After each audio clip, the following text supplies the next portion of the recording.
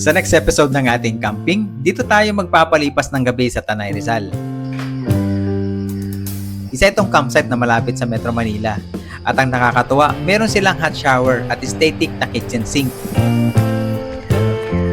At syempre, hindi magpapahuli yung magandang view na lagi nating hinahanap-hanap tuwing magka-camping. Sa lawak ng campsite na to na kayang mag-host ng up to 400 campers at sa dami ng mga puno dito, for sure isa ito sa campsite na dapat mong puntahan. Ayan, kakarating lang natin dito sa Epic Park. Ayun. Katabi yan ng Lanay, guys. Ayan. Ganda ng view dun. So, papasok na tayo. Pasok tayo dito.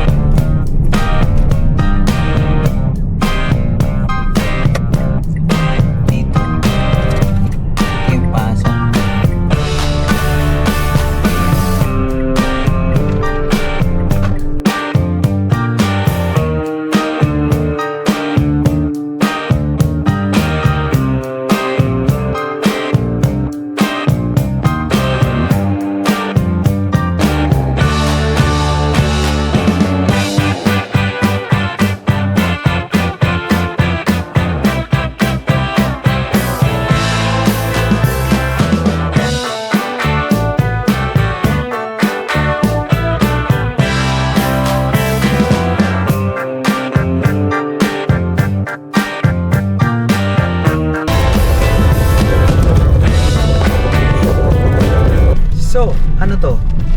Ano daw? Sabi kakaliwa? Ay, hindi ko narinig. Yun lang. O, kaliwa daw. Registration.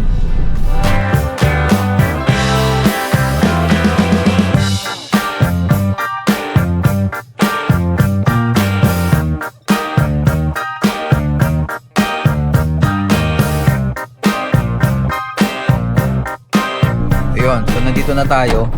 Oh, ito yung Camp 1. Doon yung Camp 2. Tapos Camp 3. Magkasunod lang yun eh. So galing kami doon kanina. Pagpasok doon, mapasok kayo dito. Ayan, dami sasakyan oh.